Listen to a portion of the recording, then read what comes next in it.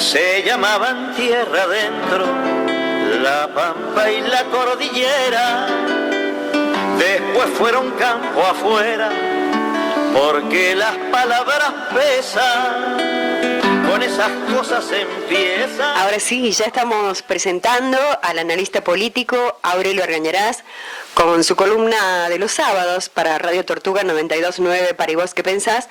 Columna que hoy ha titulado ¿Cristina o Kicillof es el dilema? ¿Vamos, Aurelio? Perdón, María Inés, hay un signo de interrogación. ¿Cómo querés que lo lea? Bueno, te lo leo. A ver, ¿Cristina o Kicillof es el dilema? ¿Es el dilema? Sí. Ah, no, como no tiene coma. No le pusiste coma. Claro. Bien. Yo lo leo tal cual como vos lo escribís. Bien. Bueno. En los últimos meses hay un reflejo, pienso que es un reflejo porque debe ser lo que yo tomo como referencia, seguramente es el eco de algo que está en el mundo real sucediendo con la misma o mayor intensidad. Uh-huh. Sí. Que es una controversia, muchas veces con tintes, hasta diría feroces, respecto de la interna bonaerense, que en realidad no es bonaerense, tiene su teatro en la provincia de Buenos Aires, porque uno de los protagonistas que este público, en algunos casos militantes, en otros militantes virtuales, o opinólogos, toma en cuenta, es la interna entre Cristina Fernández y la Cámpora, por un lado, y por otro, el gobernador de la provincia de Buenos Aires, Axel Kicillof, y un conjunto de partidarios suyos o de militantes y opinantes que consideran que Kicillof no merece todo el respaldo por estar gobernando la provincia de Buenos Aires, una provincia tan importante en el cuadro nacional, y por ser una figura particularmente dotada para representar al conjunto de las fuerzas nacionales de aquí en más, y particularmente en la perspectiva de las elecciones presidenciales del 2027.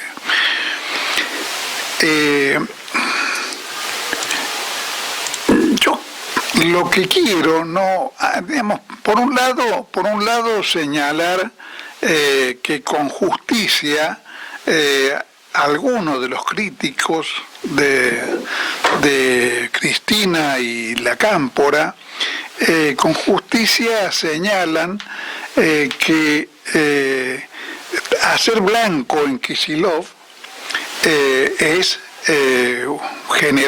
crear un enorme perjuicio al campo de las fuerzas nacionales.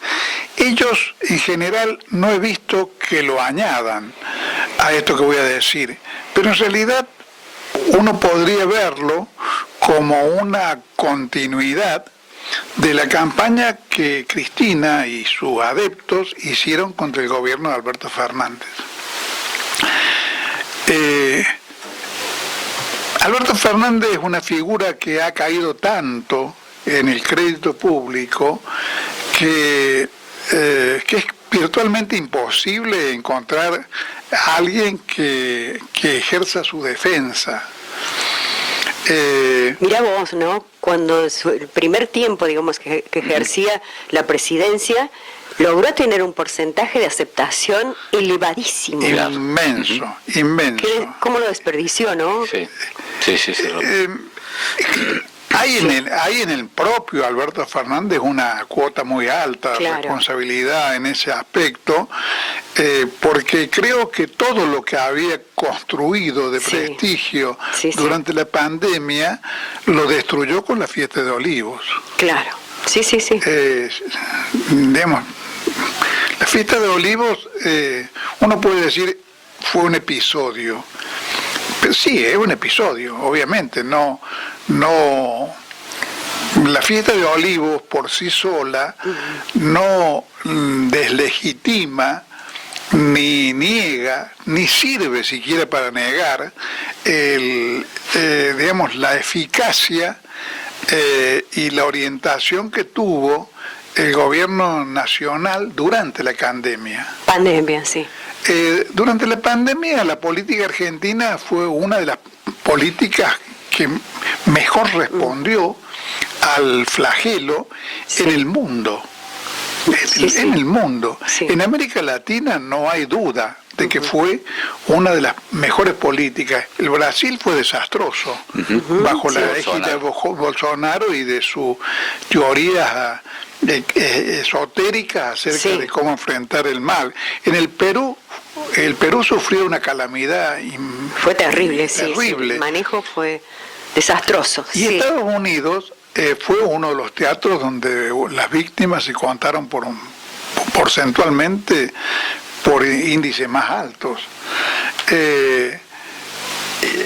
La Argentina no solamente logró sostener la situación de la pandemia en los términos necesarios, porque con pasado el asunto, es fácil apostar a que la falta de memoria o de conciencia colectiva reproche el encierro. Creo que incluso en el sector de Milei hasta se habla de la dictadura. Llegaron a hablar de la infectadura como algo que no se justificaba por razones sanitarias. Y no puede haber dudas de que se justificaba por razones sanitarias, porque donde no se tomaron medidas de aislamiento, la mortandad fue lisa y llanamente atroz. Claro. El país más exitoso, estas cosas se silencian porque la prensa mundial es lo que es.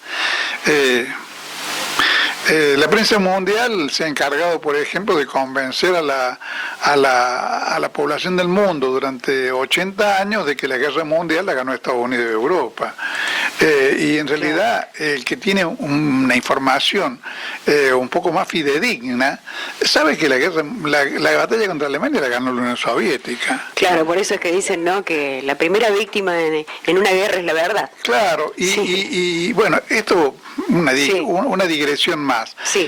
Y hasta ignora que Churchill le propuso al presidente Truman de Estados Unidos, después de la rendición de Alemania, que hicieran causa común con los soldados alemanes rendidos para atacar a la Unión Soviética, que había sido el que había puesto más carne en el asador para derrotar a Hitler.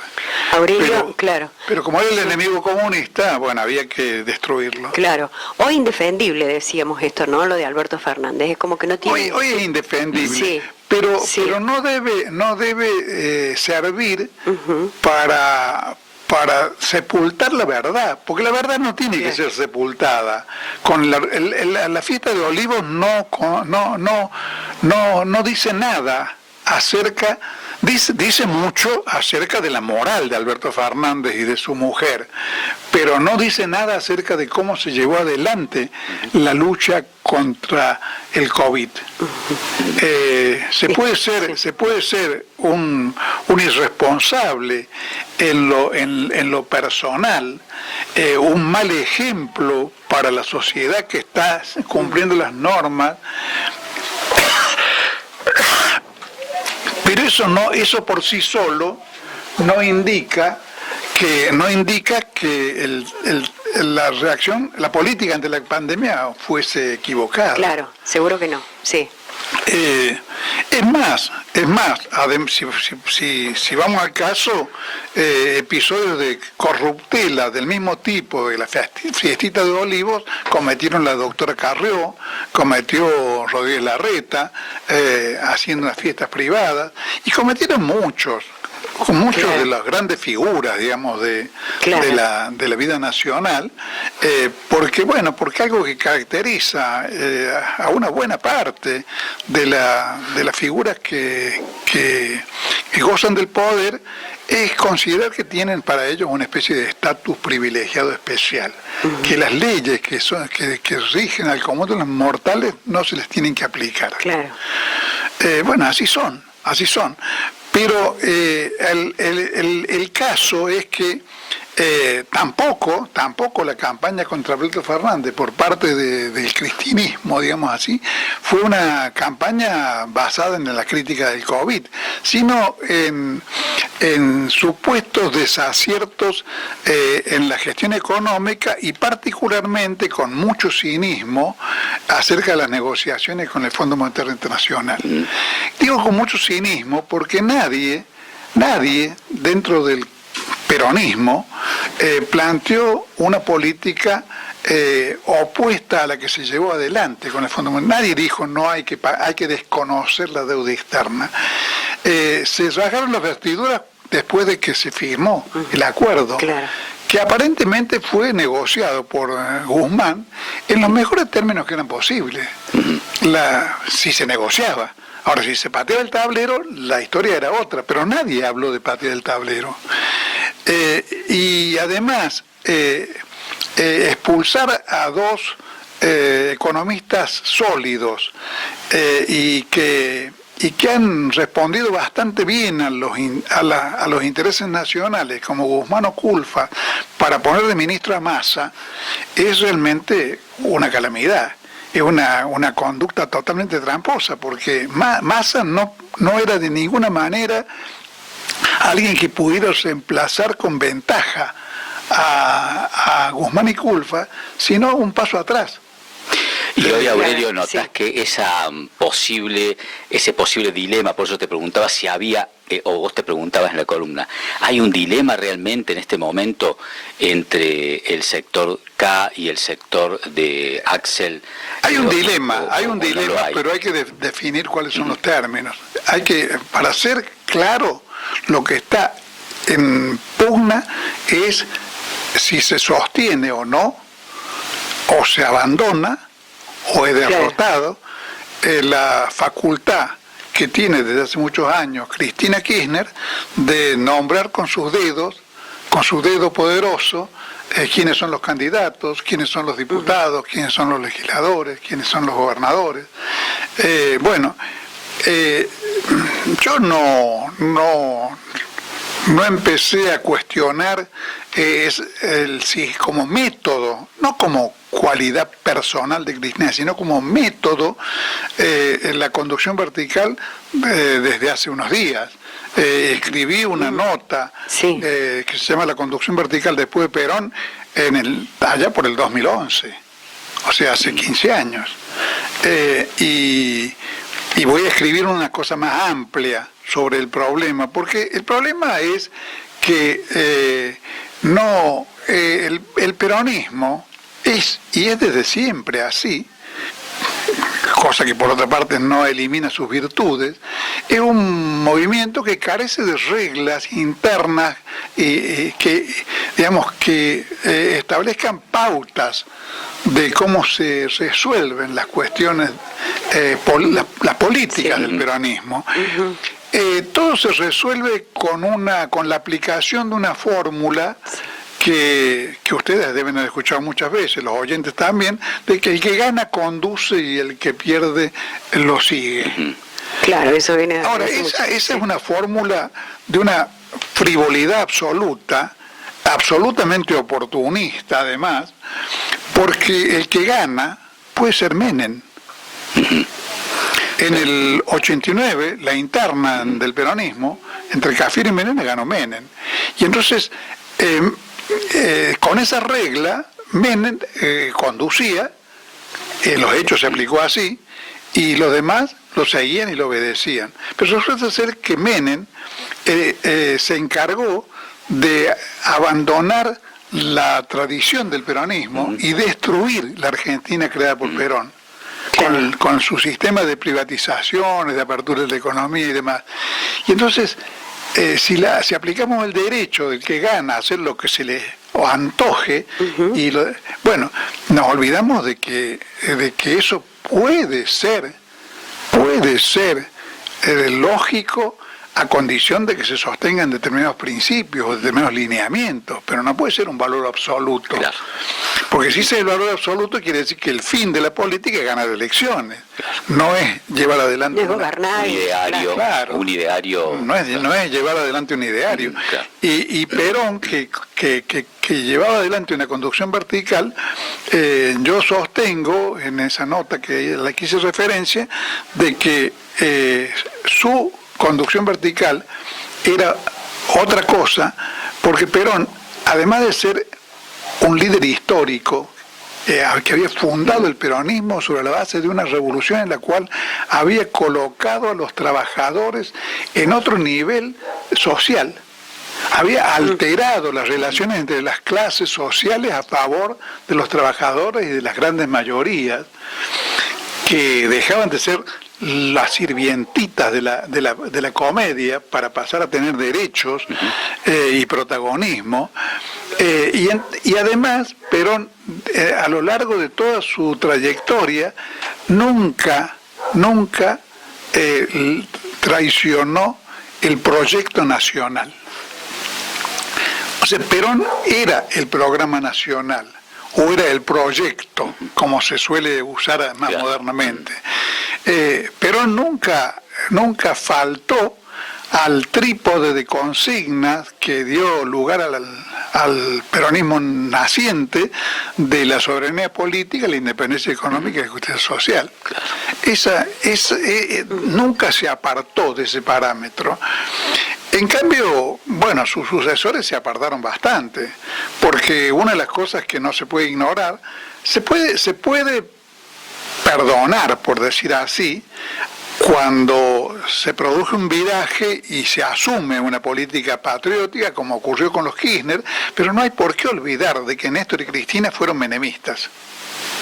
Porque eso es una verdad histórica.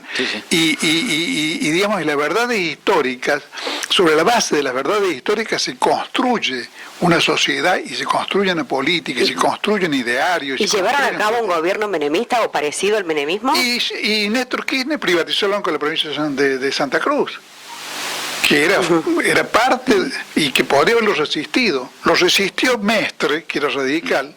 A mí me consta, porque yo soy el gobernador del Banco de Córdoba. Mestre no quiso privatizar el Banco de la provincia de Córdoba y no quiso privatizar de PEC.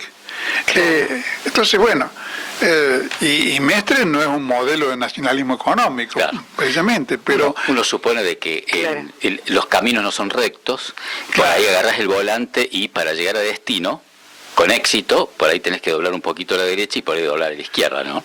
Claro. No siempre puedes hacer exactamente lo mismo, por ahí decís, privatizás esto. Haciendo un balance final, capaz que en el trayecto decís, bueno, llegué a destino. Sí, pero no es lo único.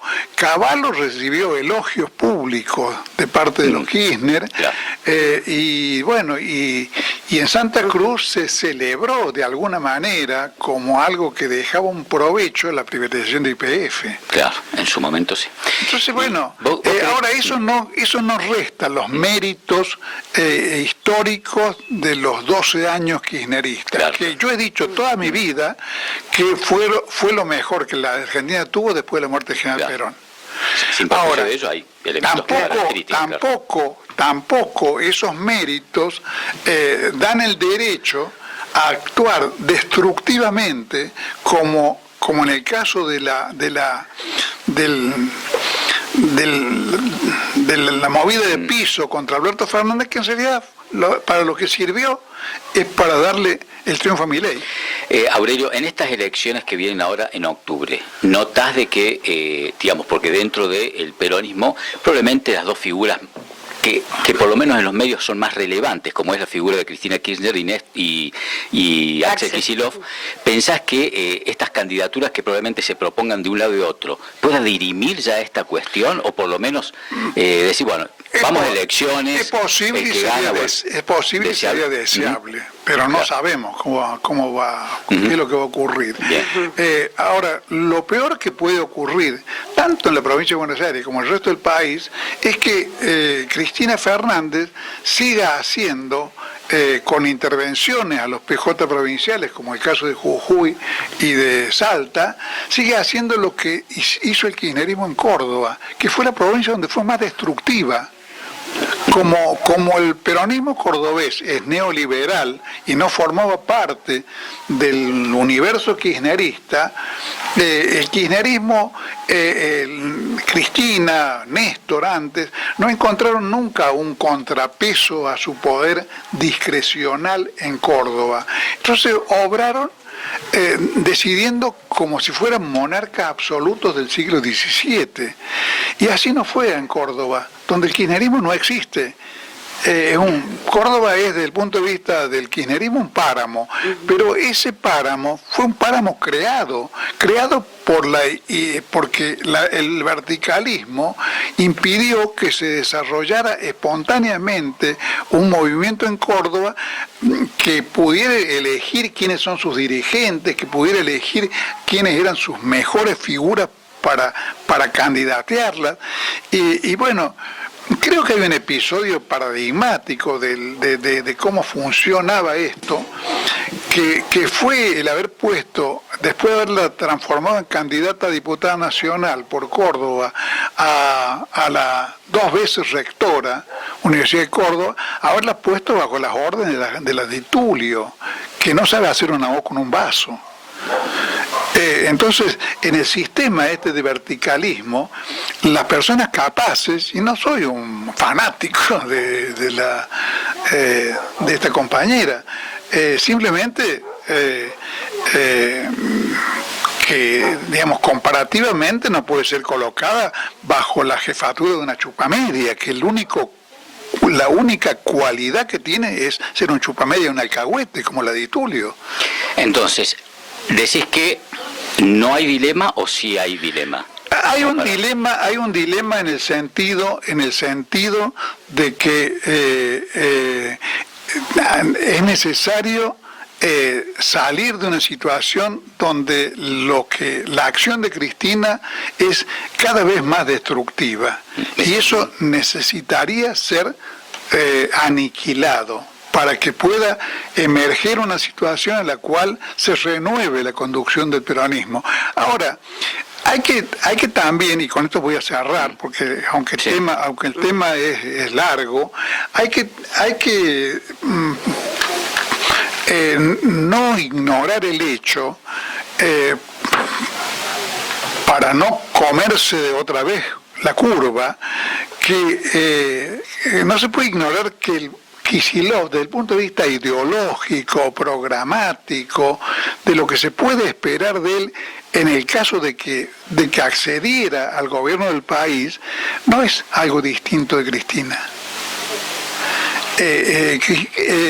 Kicillof no significaría una superación del kirchnerismo, significaría una renovación de las figuras.